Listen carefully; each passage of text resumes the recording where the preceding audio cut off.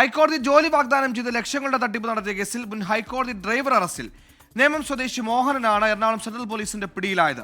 ഹൈക്കോടതിയിൽ പ്യൂൺ ജോലി വാഗ്ദാനം ചെയ്താണ് 5 ലക്ഷം രൂപ തട്ടിയെടുത്തത്. വിഷ്ണു സുരേഷ് കൊച്ചിയിൽ ചെയ്യുന്ന വിഷ്ണു ഹൈക്കോടതി ഡ്രൈവറാണ്. എങ്ങനെയായിരുന്നു തട്ടിപ്പ്? ഏത് കാലത്തായിരുന്നു തട്ടിപ്പ്? സുഹൈല, ഹൈക്കോടതി മുൻ ഡ്രൈവറാണ് പിടിയിലായ മോഹനൻ. ഇയാൾ പലരിൽ നിന്നായി പണം വാങ്ങിയിട്ടുണ്ട്. ഹൈക്കോടതിയിൽ ജോലി വാഗ്ദാനം ചെയ്തെന്നാണ് മനസ്സിലാകുന്നത്.